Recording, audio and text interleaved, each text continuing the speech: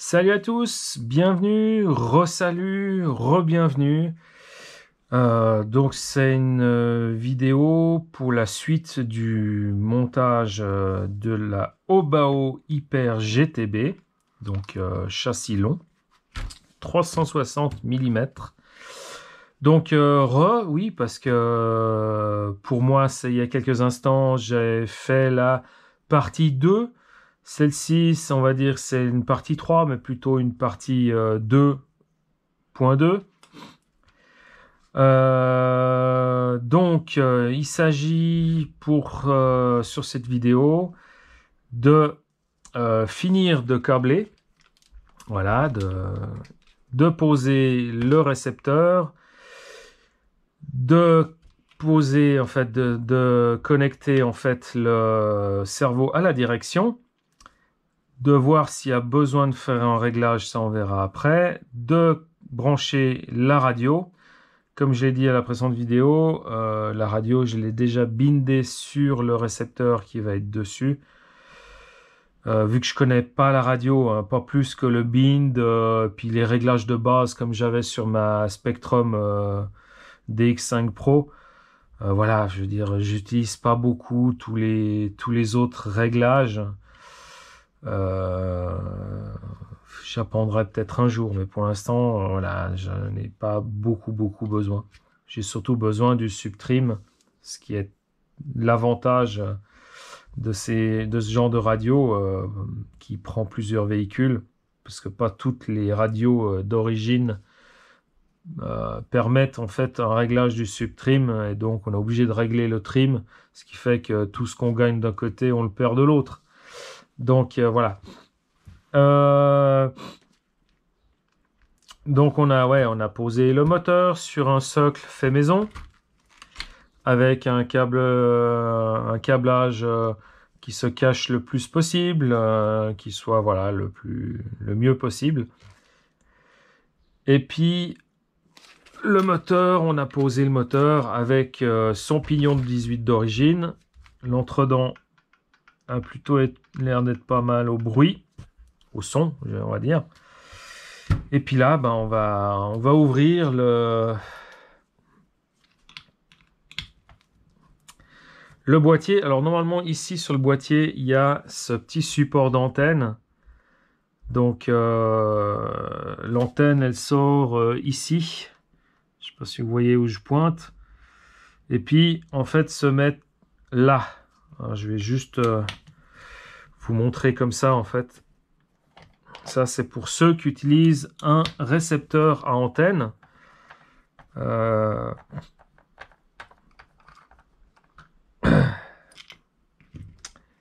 Donc, normalement, c'est comme ça. Hop. Voilà, je vais pas y revisser, mais voilà. Normalement, c'est comme ça. Et puis, le câble d'antenne sort ici. Et en fait, voilà, ils nous font aller faire le tour de boîtier pour rentrer l'antenne là, puis mettre un petit support d'antenne glissé en fait dans cette partie ressort. C'est vraiment pas pratique, surtout que si le câble d'antenne sort ou quoi que ce soit, il sort juste en dessus du pignon moteur, ce qui est vraiment pas intelligent, quoi. Donc le conseil que je vous donne, c'est vous ouvrez le boîtier, enfin vous le démontez, et puis après avec la perceuse, vous faites un petit trou du diamètre, je crois que c'est 1,5 pour les antennes. Comme ça, votre antenne, vous la sortez du côté déjà opposé au pignon, et qui en fait même vous pouvez le percer là ou juste ici pour qu'il sorte, hop, et il aille directement là-dedans. Vous le sortez, clac, il sort et vous le mettez directement là. Voilà, comme ça il est moins à l'air, et puis ça évite qu'il vienne se faire manger par le pignon de moteur et autres joyeusetés du genre. Donc ça, vu que le le récepteur Sanva RX482 qui est fourni avec la radio, n'a pas d'antenne, enfin en tout cas une antenne interne. Voilà. Ça, je pense, c'est des petits caches pour fermer. Ouais. À voir. Donc, le récepteur Sandva, donc le RX482, est un récepteur donc à antenne interne. Sont donc 2,4 GHz, FH4T qu'il faut régler sur la radio. Pour le binder, il n'y a pas besoin de mettre un plug sur le channel 1 souvent ou plutôt un channel qui est destiné au bind. Là, il n'y a pas besoin. Il a, si on entend, un petit bouton ici marqué push juste ici qui en fait permet de, au moment où on lance souvent le truc, moi j'ai plus l'habitude des Spectrum, par exemple les Spectrum, avant d'allumer le véhicule, on appuie sur le bouton de bind, on allume le vario et en fait après le récepteur clignote, ce qui permet après de faire le bind sur la radio. Ce récepteur a 4 channels. Le dernier, c'est pour y plugger une batterie. Donc, le channel 1, c'est toujours la direction. Et le channel 2, c'est le... comment dire le variateur. Enfin, les gaz. Je répète, channel 1, la direction. Channel 2, les gaz.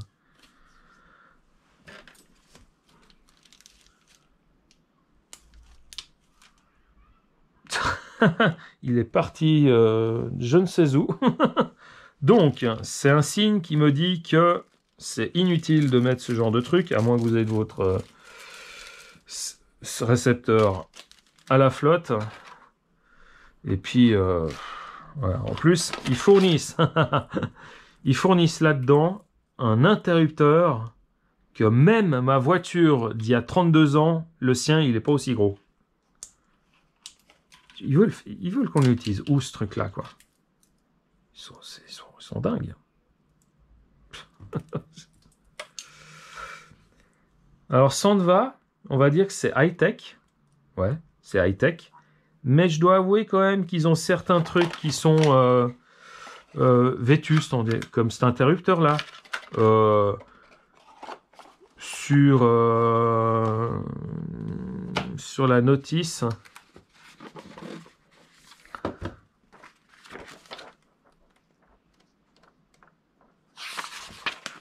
Non.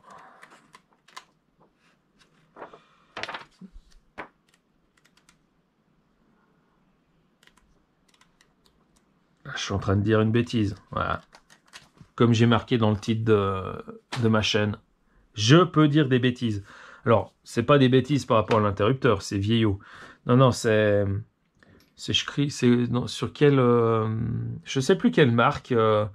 quand il montre en fait, voilà, c'est je crois que c'est Sworks. Sur le, il faudrait que j'aille chercher la notice qu'il y a dans le. Ah bah il est là. Faut que j'aille chercher la notice qu'il y a dans la boîte du kit. Parce que ce qui m'a marqué, c'est que quand ils montrent en fait un récepteur, ils mettent un récepteur 24, enfin un récepteur en mégahertz. C'est la canne à pêche, vous savez, il faut tirer l'antenne. Et puis un autre vieux, ouais, je pense que c'est aussi une en mégahertz, mais plus avec justement la direction comme on a maintenant, et puis la gaz sur la gâchette. Je discute, mais j'ai toujours rien fait, quoi. C'est quand même dingue. Donc j'ai dit la direction ici. Alors, qu'on se mette dans le bon sens. Le noir, c'est le moins, le plus. Le rouge, c'est le plus. Et le blanc, c'est le signal.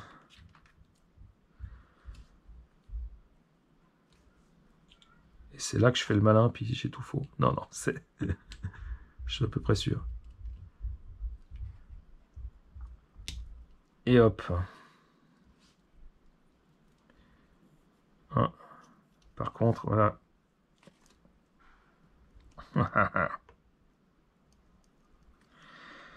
Eh ben, on peut dire que c'est plugué, hein.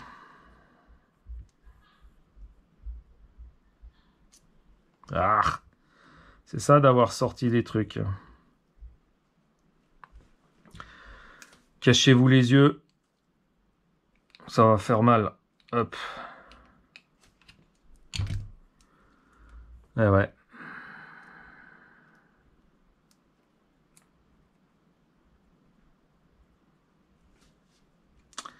Ils sont quand même vachement durs pour rentrer, hein.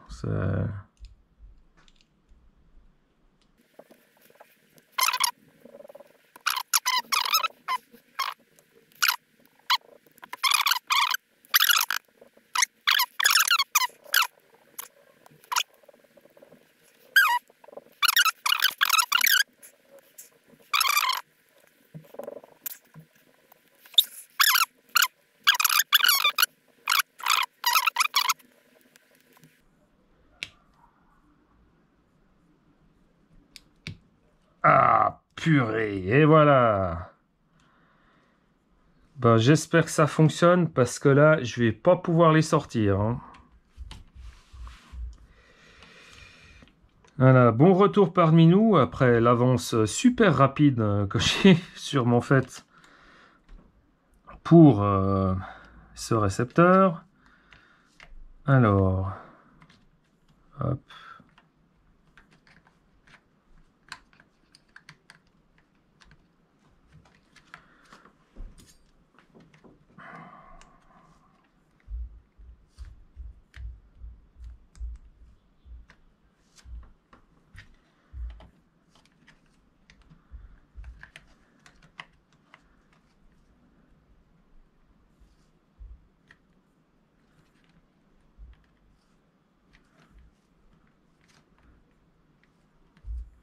Ça me fait rire parce qu'en fait, on peut mettre...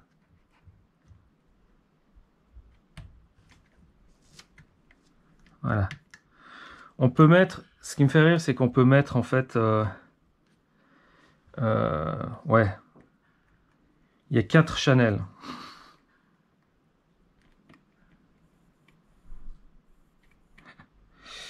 Mais je vois pas comment on peut mettre 4 câbles par l'entrée, en fait. Alors bon... on va dire que pour... voilà, c'est tout rentre, ça ira très bien. Ça, j'ai regardé proche de moi. Donc, on a branché. On va pas tout de suite refermer parce qu'il faut quand même s'assurer que ça fonctionne. La direction, je ne vais pas la brancher tout de suite. Maintenant, ce qu'on va prendre, c'est... Hop, la radio. La voici. J'ai même pas encore enlevé le plastique tellement elle est neuve. Donc voilà, la radio s'en va. En tout cas, comme je l'ai dit dans la vidéo d'unboxing, je ne l'ai pas du tout réglé mécaniquement. En fait, j'ai pas réglé la gâchette, je l'ai pas regardé pour l'avancer, la reculer. On peut changer la partie avant de la gâchette pour que ça soit plus épais.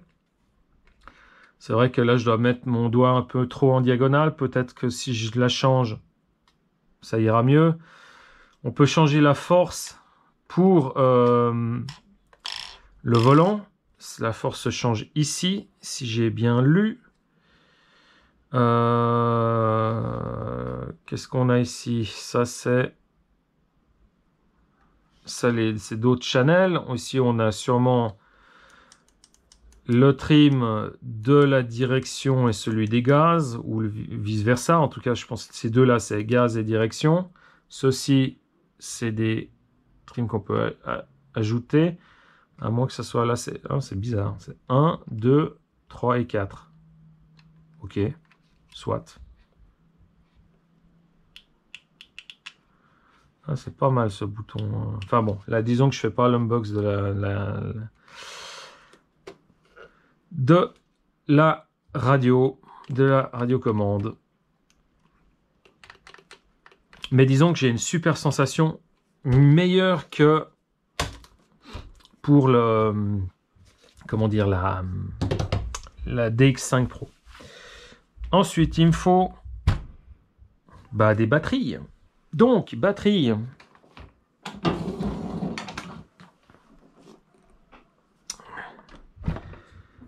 Voilà. C'est si vous avez tous regardé la radio hier soir, à un moment, il a été question de sécurité en termes de LiPo. Il y a une vidéo qui a été montrée de LiPo qui prenait feu et ainsi de suite. Donc, flash sécurité dans cette vidéo. Faites gaffe en fait à vos LiPo. S'il y a quoi que ce soit, elles sont éventrées, elles... ouais. Enfin voilà, du moment qu'elles sont éventrées, vos LiPo, surtout si c'est du soft case. Le soft case, c'est juste les éléments de batterie qui sont enrobés d'une gaine plastique très épaisse et rigide. Et puis les soft case et les hard case, c'est celles qui ont l'enveloppe en plastique dur, donc rigide. Mais même celle-ci, en fait, derrière le plastique, il y a une couche de mousse. Et suivant les chocs que vous avez, il se peut que vous perciez, en fait, la batterie. Et il faut savoir que les batteries LiPo détestent le lithium, détestent l'humidité et l'air.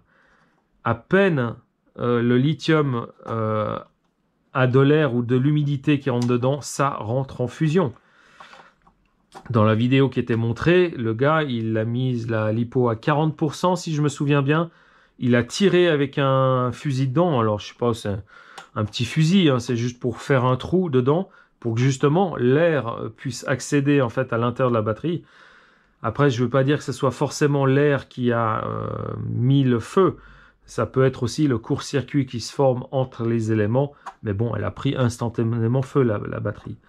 Donc, moi, pour transporter, en tout cas pour le transport, j'utilise, pour quand c'est dans le coffre de la voiture, j'utilise des caisses de munitions que vous pouvez acheter soit dans un surplus militaire ou moi je les ai achetées dans le surplus militaire de l'armée suisse. Et puis voilà quoi, donc je les utilise pour transporter. Après, vos batteries à la maison, du moment qu'elles n'ont rien, qu'elles sont pas du tout en cours, elles sont pas en cours d'utilisation, il n'y a pas de risque en fait à ce qu'il se passe quoi que ce soit. Les risques, c'est quand vous chargez, quand vous les déchargez, quand vous les utilisez et quand vous les manipulez. Du moment que vous ne faites rien avec, il va rien se passer quoi. En stationnaire, il va rien se passer. Si elles n'ont rien, je veux dire. Si elles ne sont pas endommagées, les batteries LiPo ne vont pas prendre feu comme ça d'un simple claquement de doigts. Donc, pour le transport, j'utilise ces caisses de mun. Pour les charges de batterie, j'utilise des sacs à LiPo. Les batteries ne sont pas chargées en dehors à l'air libre. C'est exclu. En plus, quand vous faites la charge ou quand à l'endroit où vous entreposez vos LiPo, il est bien d'installer un détecteur de fumée ou un détecteur qui fasse fumée et chaleur pour ainsi vous avertir en cas de pépin, si vous n'êtes pas dans la même pièce. Ce qui est sûr aussi, c'est que vous ne chargez pas vos batteries et vous partez au restaurant après. Si vous cherchez vos batteries, vous êtes dans un appartement, en tout cas, pas forcément dans la même pièce, mais en tout cas dans la pièce d'à côté où vous pouvez entendre la charge. Et si vous avez un détecteur de fumée ou un détecteur chaleur, ça peut améliorer la chose. Et il faut aussi un extincteur à côté, comme ça, il arrive quoi que ce soit. Voilà, donc, comment se présente une caisse de mun, voilà, pour ceux qui ne connaissent pas. Donc ça, c'est une caisse de mune de fusil d'assaut. 7,62, c'est déjà de la bonne. Hein. Maintenant, on est plus à 6 et quelques. Et puis, alors ça, dans celle-ci, je mets souvent, particulièrement mes batteries 3S ou des 4S de chez Gents Ace Bashing. J'ai une caisse de mun pour la munition de mitrailleuse qui est 2 fois plus grande que celle-là. Et ben, ça va pour les batteries 4S, 6S. Et voilà. Donc, je vais pas non plus... la voiture va pas foutre le camp, donc je vais pas mettre toutes les languettes, juste les essentiels.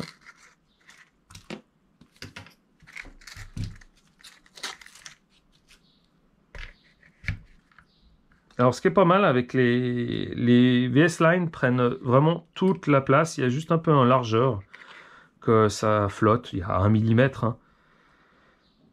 Hein.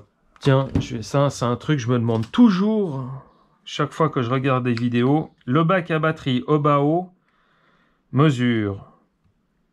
Je vois plus rien avec toutes ces rayures qu'il y a là. 100.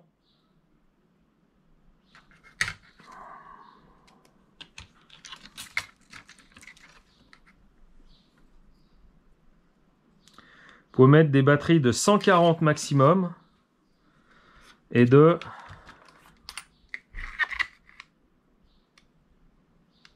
47, 48 de large. Ça peut un peu s'écarter. Si on mesure aux extrémités, 48, ouais, ça passe. 140, 48. Puis après, la hauteur, ben voilà.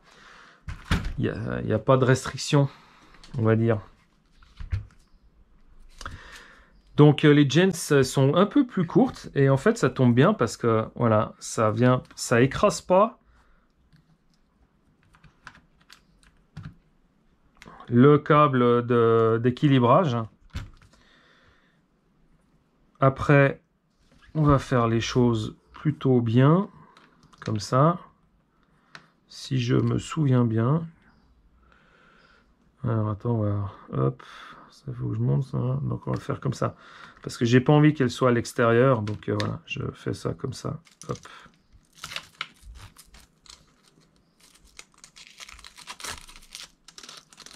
Bon là, je vais pas rouler, donc c'est pas grave si elles se mettent dans d'autres dispositions. Mais voilà, je teste mon câblage.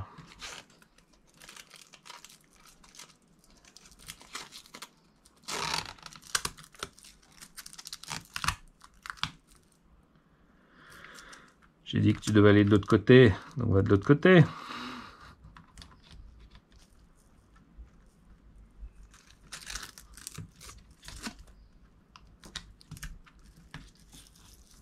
Voilà. Ensuite, je me suis fabriqué un petit triangle spécial. Donc je l'ai mis plutôt en carré, pour que ça soit pratique. Donc ça, c'est si j'ai des 3S. Donc ça, non, c'est dans l'autre sens. Hop. Voilà. Hop. Voilà. Non, c'est pas dans ce sens-là, pardon. C'est comme ça.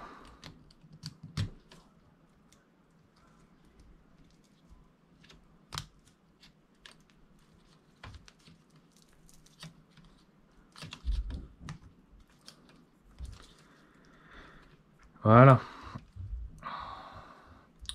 Plus, hop, plus de la batterie, ça revient par le moins, ça passe par le pont. Plus et moins. On est bien en série.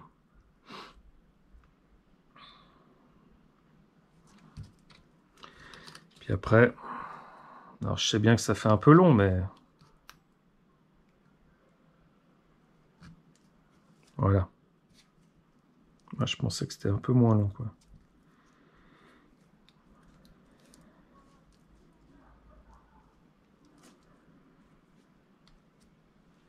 Voilà, après, j'y mettrai d'autres scratchs.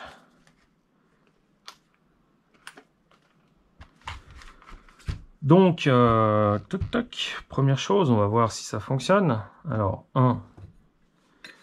Voilà, il n'a pas de roue, ça va, mais quand on fait ses essais, on met ça toujours sur instant. J'allume. J'ai mis des piles rechargeables, je suis à 3,7 volts. Voilà. Et il fait ses petits bips. Je suis au vert. Donc c'est vrai que voilà, bon, je voulais pas faire une vidéo sur comment binder et tout ça. Je veux dire, sur la radio, c'est très bien expliqué. Si jamais il y a 4 vidéos de Mani RC Garage 68 sur en fait la radio Sanva MT44 en 4 épisodes, il explique un peu tout, même un peu plus sur les servos et tout. C'est des vidéos qui datent d'il y a 2 ans, mais voilà, je l'ai utilisé pour voir comment binder. Parce que voilà, le manuel est en anglais.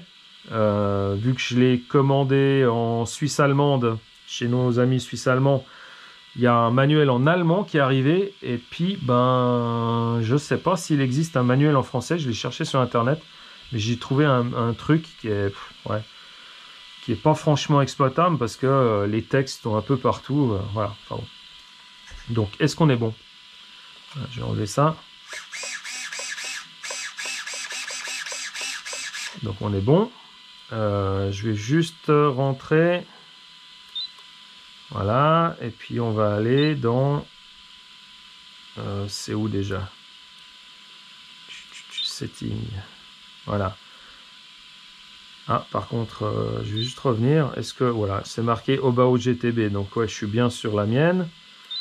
Setting. Ensuite, on a le dual rate. Réglage du dual rate. On a le réglage pour le speed. Chose que j'utilise pas. On a les exponents, enfin l'exponentiel, tout ça, chose aussi que j'utilise pas. Peut-être j'utiliserai plus tard, mais pour l'instant, rien. FS, ça, je sais pas ce que c'est. Ah.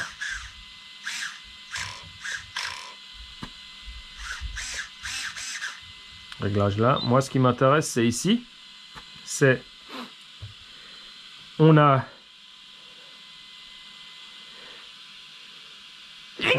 Pardon. On a... Non. On a ici le sens. On est en mode normal. Ici, on a le subtrim qui est à 0. Et là, en fait, c'est les... comment dire? Les butées, en fait, qui sont réglées à 100%. C'est utile qu'on puisse les régler un peu plus loin pour des véhicules qui en ont besoin. Puis après, il faut éviter d'aller trop loin parce qu'après, c'est pas les butées électroniques, on va dire, qui ça va aller, c'est plutôt les butées mécaniques que vous allez aller dedans. Donc pour l'instant, ça, je laisse tout à 100%. La seule chose qui va m'intéresser vraiment, c'est ce subtrim ici pour régler si jamais il y a besoin.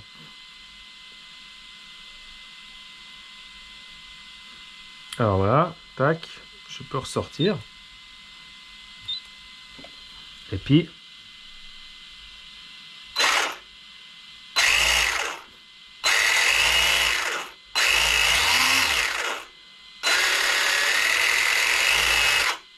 ok, on met le gaz, le frein, marche arrière. Alors contrairement au variateur Traxxas, ici on a gaz, dès qu'on se met, on claque le frein et il faut revenir au milieu, enfin au point neutre pour reculer. Si vous êtes en train de reculer et que vous claquez dans l'autre sens, donc à l'accélération, il n'y a pas de frein. à cet endroit-là, enfin de frein, on va dire, de frein direct, de frein moteur, ça va directement partir en accélération. Donc, suivant comment vous êtes, dans quelle situation vous êtes, de reculer à fond et de reclaquer la marche avant d'un coup, je vous garantis que votre mécanique, elle va pas aimer.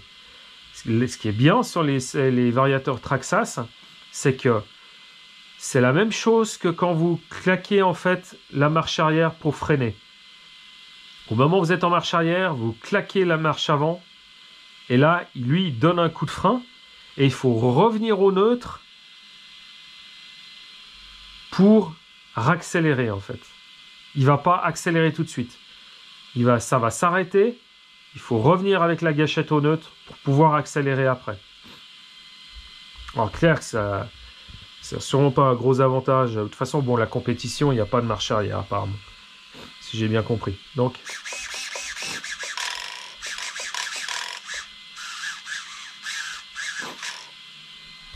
Ok. Donc maintenant, si je branche...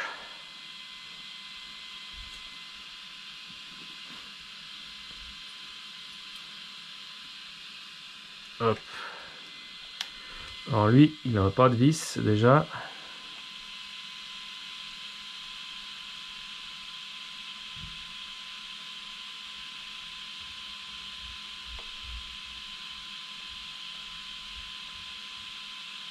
Donc là, il vient se plug en vas-y. Si jamais c'est 1, 2, 3 derrière, alors je ne sais pas si je vais pouvoir l'atteindre parce que j'ai les batteries.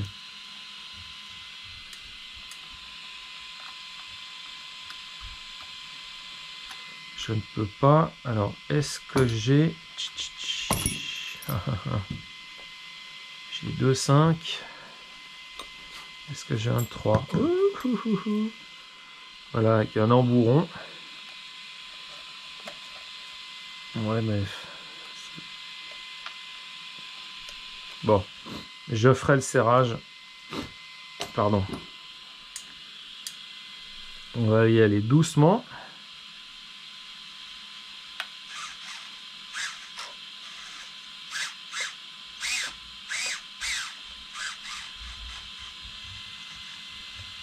Là, on touche. Vous voyez que quand on tourne à gauche, ça a l'air de tout bien aller. Et puis quand on tourne à droite, on a ici la mécanique qui touche. Oh. On a ici la mécanique qui touche. Juste là. Donc, soit je règle là, parce qu'on va regarder.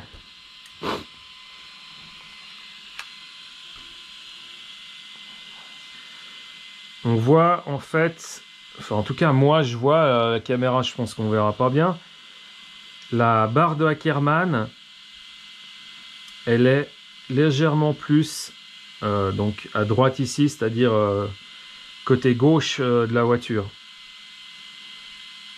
Donc il faudrait que je raccourcisse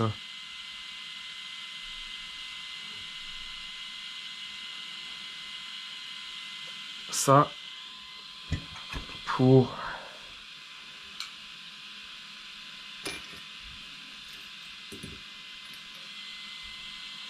alors je sais pas du tout dans quel sens ça va. Alors d'abord je vais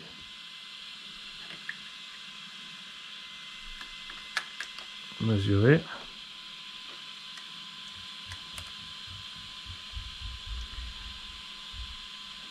« 21. » Allez, pour ceux qui ça leur file des boutons,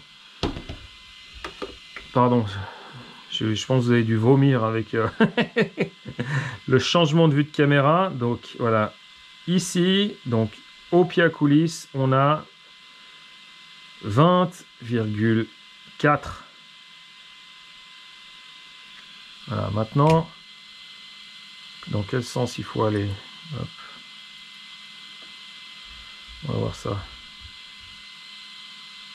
Non.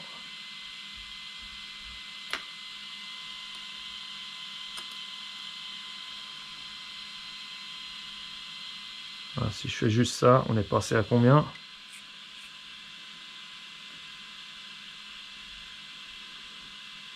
« 20,2. »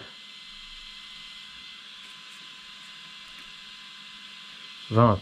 Et qu'est-ce que ça fait d'avoir enlevé 4 dixièmes?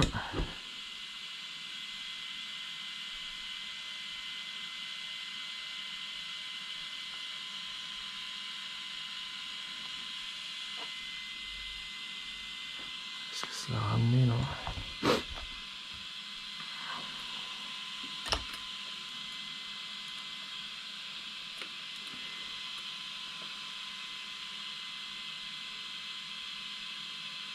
Je dois quand même avouer que c'est quand même plus pratique d'avoir les clés. Voilà, alors. On est bon.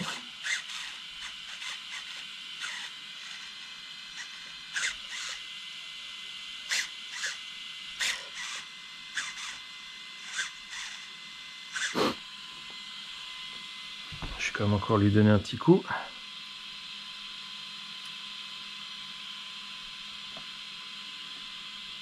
Un petit coup.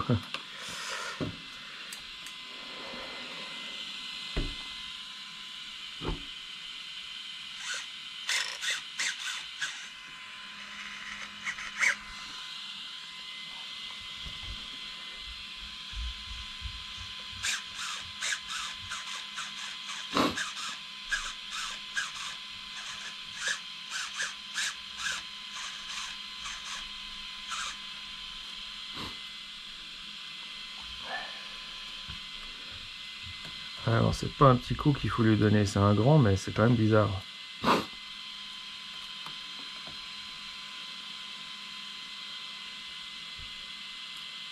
Là les barres de direction elles sont bien quoi. Je les ai mesurées avant.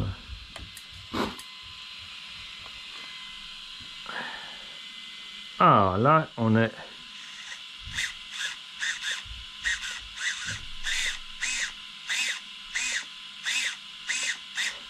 Super. S'il y a encore quelque chose à faire, je réglais ça avec le subtrim. Alors, si jamais, dans l'état de mes connaissances, enfin, je veux dire, à force d'y entendre, je dois quand même vous répéter ça juste. Pour régler votre direction, vous avez, quand vous êtes sur le terrain, vous avez, en tout cas dans tous les radios, le trim. Le trim, en fait, vous réglez ce trim pour ramener en fait la direction à l'opposé dans laquelle va votre voiture si vous êtes tout droit, sans toucher les gaz, sans toucher la direction. Votre voiture, elle va. Si elle part à gauche, vous réglez le trim à droite pour la ramener à droite. Le problème qu'il y a, c'est que le fait de ramener le réglage à droite, vous allez perdre du rayon de braquage du côté gauche. Le rayon de braquage pour tourner à gauche sera plus grand que le rayon de braquage pour tourner à droite. Donc le problème qu'il y a, c'est que si vous trimez, eh ben, il y a un moment où vous arrivez pratiquement plus à tourner d'un côté parce qu'il y a tout qui est de l'autre côté. Pour ça, pour pallier à ça, il y a le subtrim. Le subtrim est en fait un décalage du point neutre du cerveau. Donc le subtrim, on peut le régler, on peut tourner, vous pouvez mettre autant que vous voulez, ça va décaler en fait le zéro du cerveau et il suffira en fait de soit recaler votre corne, soit le laisser comme ça en fait, mais simplement que le nombre de degrés que vous avez dans un sens et le nombre de degrés que vous avez dans l'autre sera toujours le même. C'est simplement que plutôt que d'avoir le zéro au milieu, par exemple, vous aurez peut-être le zéro comme ça, si je peux imaginer. Alors là, je suis pas juste, hein. Là, je suis en train de vous faire 90 degrés, mais peu importe. Je veux dire, votre zéro va se décaler, vous aurez autant de degrés à gauche, autant de degrés à droite. Voilà, petite explication théorique. Donc, on est bon ?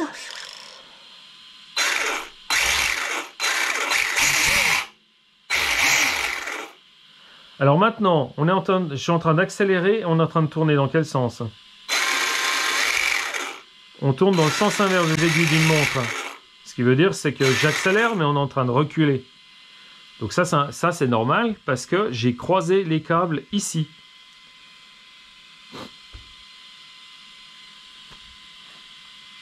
Donc ça marche pour le Max 8. Tous les Max, ça fonctionne. Donc qu'est-ce qu'il faut que je fasse pour en fait pouvoir pallier à ça?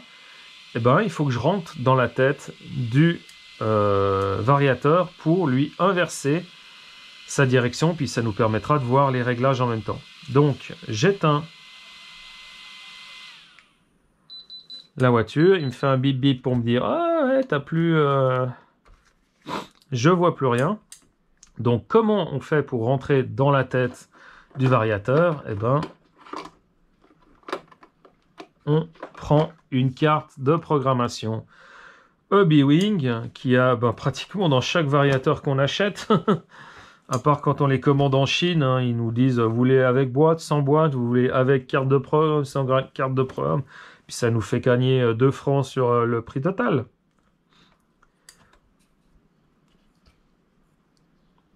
Alors, moi, avec mes gros doigts, j'ai toujours de la peine à enlever ça. Alors, gros doigt égale grosse pince. Hop. On enlève la fiche du variateur. Du variateur, que je dis comme bêtise. Du ventilateur du variateur. Et comme vous pouvez juste pour un petit rappel, parce qu'on ne voit pas forcément là, quand il est branché là, on voit le fil noir, on voit le fil rouge. Alors nous, on a un fil en plus, mais voilà, il suffit simplement de le mettre dans le même ordre. Donc le fil rouge, le fil noir du côté droit.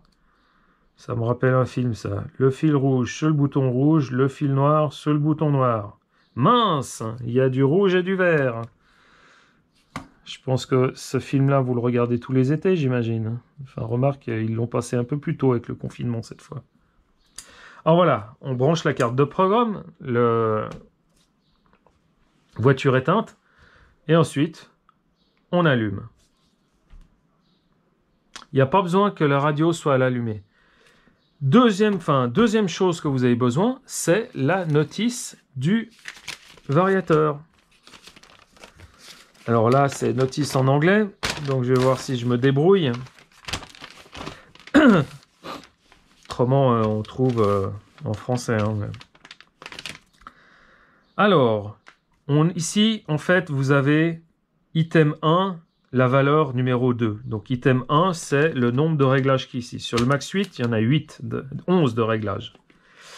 Et puis après, chaque fois, c'est la valeur qui a été choisie hors option, comme c'est marqué ici. Donc, sur la carte de programmation, enfin, il y a des tables déjà mises dessus, mais le conseil que je vous donne, c'est de toujours prendre la notice de votre variateur quand vous êtes à la maison. Après, celui-là, eh ben, justement, c'est la notice. Ici, ce qu'on voit ici, c'est marqué Ezron Max série. Donc, je pourrais me passer en fait de cette notice-là et sur le terrain avoir ma carte de programme, puis j'ai toutes les informations ici. Donc la première, on va aller vite, comme ça on fait moins d'une heure. C'est, ici j'ai l'item 1 qui est en fait le running mode. Donc c'est le mode de marche. Donc on a en 1, c'est soit on a marche arrière et frein, enfin que je dis marche arrière, marche avant et frein, donc ça c'est utilisé pour la compétition. Et puis celle qui est réglée par défaut, la 2, en fait c'est, je pense que c'est peut-être mieux comme ça, voilà, c'est en fait l'option 2 qui est marche avant, marche arrière et frein. Donc ça on laisse comme ça. En premier on appuie sur item, on arrive sur 2. Sur 2, on est réglé, c'est le nombre de cellules de la lipo. Donc on a auto, 2S, 3S, 4S, 6S. Le conseil que je donne, c'est de laisser sur 1, c'est-à-dire auto. C'est le variateur qui reconnaît en fait la valeur, le nombre de cellules de la lipo. Ça évite en fait, je ne sais pas en fait ce que ça fait si on met 2S puis on en met une 3. Je ne sais pas si je sais pas si ça fait fumer le variateur ou pas. Ça, vous pouvez me le dire si jamais. J'ai pas envie de tenter l'expérience. Donc, conseil, restez sur 1 pour la calibration automatique.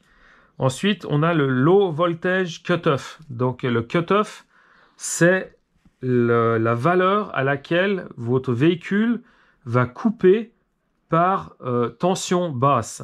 Donc, quand vos lipos vont arriver à une certaine valeur de tension, le variateur va vous donner moins de puissance. Donc, vous allez sentir que dans la gâchette, pas dans la gâchette, mais vous allez mettre une certaine vitesse et vous voyez votre véhicule qui va devenir tout mou, il n'y aura plus de puissance, plus de patate. Donc ça, en fait, c'est la première visualisation du cutoff. Et si vous continuez, à un moment, quand il va arriver avec ce seuil 1000, et là, la voiture, elle va s'arrêter net. À ce moment-là, vous essayez pas, parce qu'au bout d'un moment, il va vouloir redémarrer, parce que quand vous laissez les lipos à un moment sans rien faire, les tensions remontent. Donc, je sais pas, faites pas les flemmards, prenez vos jambes, avancez, allez jusqu'au véhicule, prenez-la et ramenez-la à votre stand ou votre voiture, ce que vous voulez. Ne roulez pas encore avec, vous allez flinguer vos lipos, vos batteries avec ça. Donc, par défaut, c'est marqué en automatique, donc cutoff intermédiaire. Sinon, soit on le désactive, ne surtout pas faire ça. Soit on est en automatique niveau bas, soit en automatique niveau intermédiaire, soit en automatique niveau haut. Alors, contrairement au Quick Run, les moteurs, enfin les variateurs S-Run, eux, c'est soit bas, intermédiaire et haut.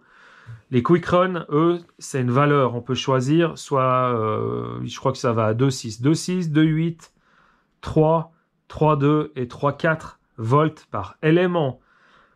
Donc, si vous voulez savoir combien de volts par élément c'est la valeur de tension de votre batterie divisée par le nombre d'éléments. Ce qui fait que pour une batterie de 3S, on est à 11,1 volts. 11,1 divisé par 3, ça nous fait 3,7 si je ne me trompe pas. Voilà. Donc, la valeur qu'on essaie de mettre là, moi les quick run, j'ai tendance, quand je connais pas le variateur, on met au maximum. Et ensuite, voilà, on a un cut-off, on va mesurer ses batteries. Ah, mais j'ai encore de la marge. Donc en fait, le truc, vous mettez la carte de prog et vous descendez d'un niveau et ainsi de suite.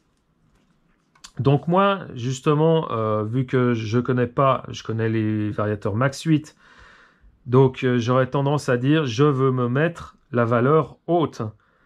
Donc, il faut que j'avance d'un cran. Donc je suis à 3, je vois que la valeur est 3, donc je suis intermédiaire.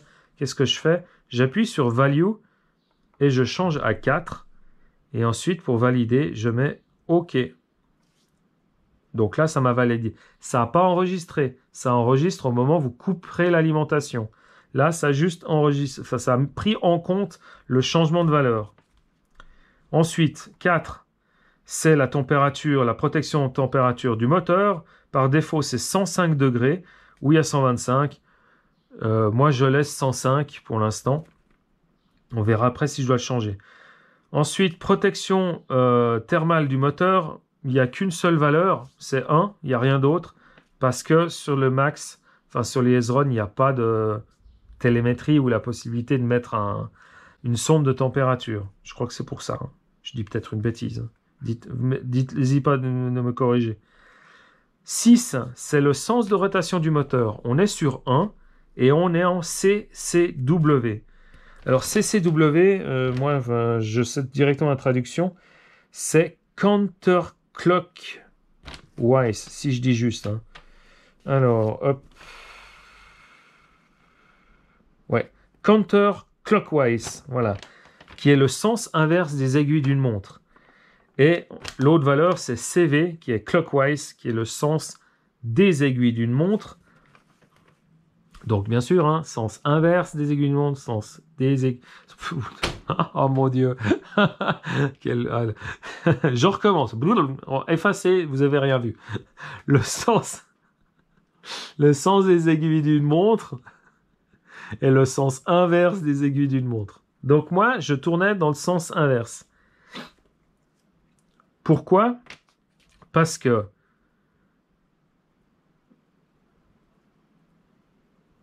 je suis réglé ici dans le sens inverse des aiguilles de montre et j'ai croisé mes câbles. Donc, je dois changer à quelque part la valeur, enfin inverser à quelque part pour que je puisse tourner dans le bon sens. Avancer quand j'appuie sur la gâchette avancer. Donc, moi, je ne veux pas changer mes câbles parce que mes câbles sont très bien comme ils sont là. Donc, je vais changer dans la valeur du variateur. Donc, je change, je me mets sur 2, je me mets dans le sens des aiguilles d'une montre. Mais, vu que j'ai croisé, ça va me faire tourner dans le sens inverse des aiguilles d'une montre. Et je valide. Ensuite, en 7, on a le bec. Donc là, pour alimenter justement le récepteur et un ventilateur additionnel si on veut. Donc, j'ai le choix entre 6 et 7,4. Par défaut, c'est 6. Je vais laisser 6 parce que mon cerveau ne prend que 4,8 ou 6. Donc, je le garde sur 6. Après, j'ai la puissance de freinage. Ouais, c'est ça. Ouais, c'est ça. Donc là, on peut aller jusqu'à 100%. Là, je suis à 50%. Valeur 4. Je laisse à 50%. J'ai la force de la marche arrière, de reverse. Je suis à 25. J'ai 25 ou 50. Je laisse à 25. J'ai le punch, la puissance quand on met les gaz, en fait. C'est très important, par exemple, ceux qui veulent faire des backflips ou ce genre de choses. Je veux dire, quand on est en l'air, il faut avoir un punch assez grand pour justement faire ballonner les roues au maximum, enfin très rapidement. Là, on est sur 3. Je vais laisser...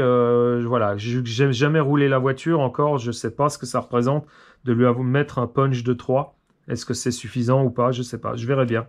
Je réglerai après coup. Et ensuite, en 10... Ah non, j'ai loupé quelque chose. Non, pardon. Là, voilà. 10, 3. C'est un punch de 3.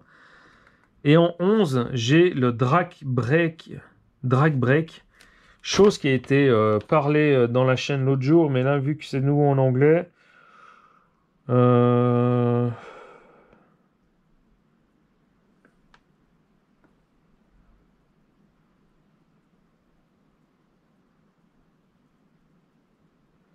Franchement, je ne sais pas trop ce que c'est. Donc, moi, je sais que c'est quelque chose que j'utilise pas. Donc, je le laisse à 0. Il n'y a aucun problème. Je regarde. Peut-être je mettrai dans la vidéo, en fait, la traduction française du drag break. Voilà. Donc là, si je refais, on repart à 1 et ainsi de suite. Ainsi de suite. On tourne. Maintenant, pour valider mes valeurs, j'éteins le variateur. Voilà. Et là, il a pris en compte mes valeurs. Pour vérifier, on rallume. Et on regarde bien si j'ai l'option 3 à 4. Ouais, sur I, c'est bon. Surtout si j'ai mon option 6 à 2. C'est bon. Donc, voilà. Et maintenant, si l'effet démo...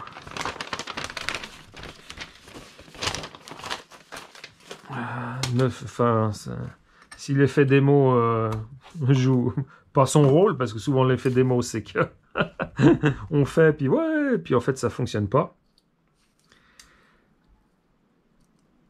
Alors, avec mes gros doigts. Voilà.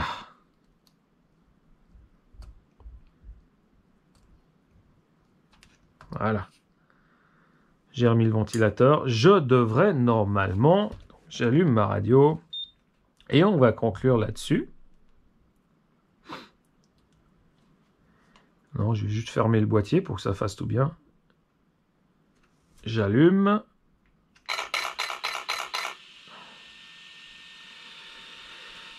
Je tourne toujours. Et je devrais, quand j'accélère, tourner...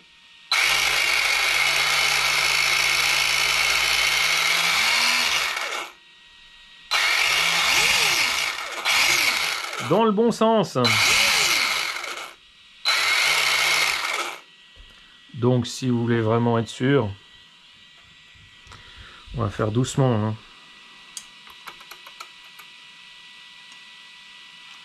Pour qu'on puisse bien voir. Allez. Hop. On va y aller doucement. Surtout tenir la voiture. Voilà.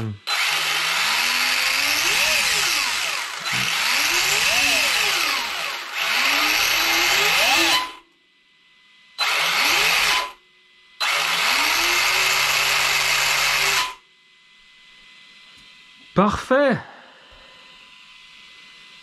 Voilà. On éteint la radio. Je redémonte ces trous parce que voilà, j'ai... Ah oui, chose, j'ai viré les écrous au bas haut pour plusieurs raisons que je vous ai déjà expliquées et j'ai pris des écrous Arma avec les striures, comme ça au moins je suis sûr que je ne vais pas les perdre. Voilà, j'espère que j'ai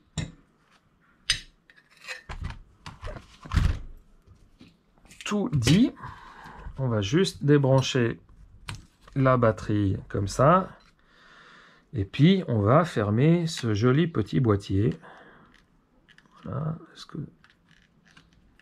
j'ai pas envie que... Je vais quand même faire... Tac. On va ranger tout ça.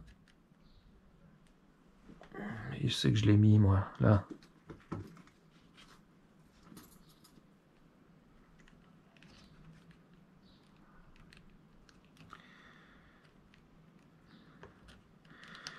Je sais pas pourquoi j'ai faim, là. Je sais pas il est quelle heure. J'ai pas ma montre, je suis perdu quand j'ai pas ma montre. Vous me direz, c'est normal, un Suisse sans montre, il peut être que perdu, quoi. Ah, ah, ah.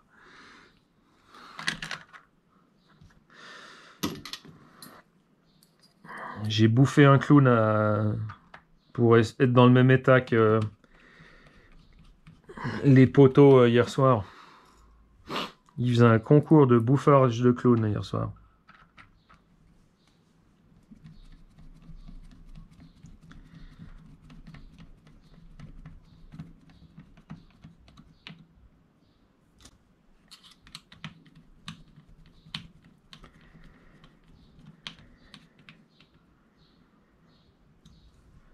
À combien je suis? 1h02, allez.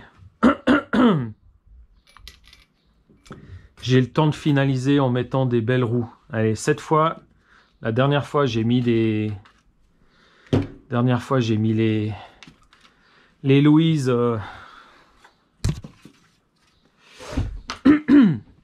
Dernière fois, j'ai mis les Louise Tarmac. Cette fois, je vous mets des SP Racing. Alors pour cette GT, ça va me servir de bande test, cette GT. Hop. Pourquoi de bande test? Je sais pas s'il a vraiment un sens. Ouais, moi, je préfère, j'aime bien les mettre dans le bon sens comme dans les vrais.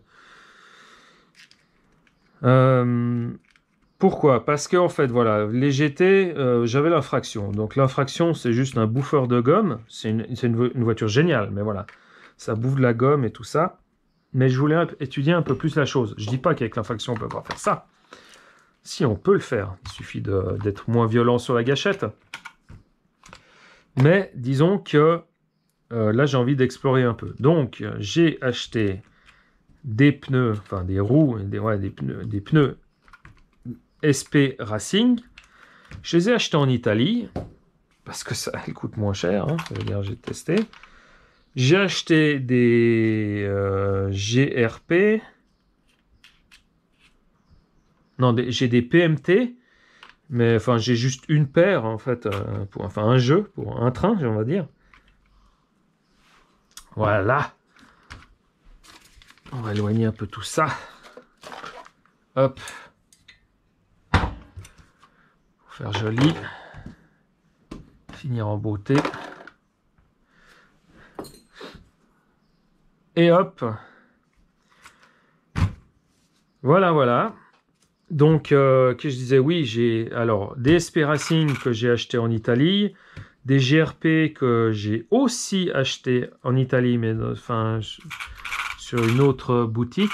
En fait, si jamais vous regardez une vidéo de Papa RC sur les pneus, il vous parle d'une boutique en Italie. Donc j'ai été voir tout ça. Et là, en fait, voilà, ils ont un stock. C'est le fournisseur de GRP, en fait. Donc il y a tout ce qu'on veut.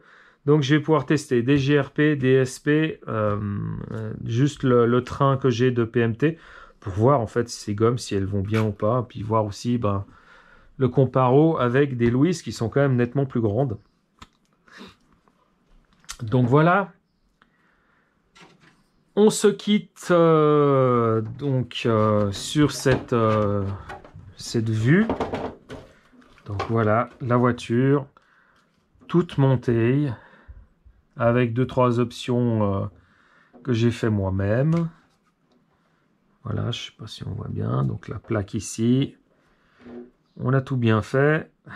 J'espère qu'elle va bien fonctionner. Et puis, on se revoit bientôt pour une vidéo avec la carrosserie enfin peinte. Je dois encore améliorer les passages de roues pour faire passer les Louis, comme j'ai dit la dernière fois. Parce que voilà, ça... là, ceux-là, ils passent nickel. Je pourrais la laisser en l'état, mais là, pas. Voilà. Donc, on se revoit bientôt pour la vidéo du roulage avec la carrosserie peinte. Je vous dis à bientôt, passez une excellente suite de week-end et je vous dis à tout bientôt. Je vous embrasse fort. Tchuss!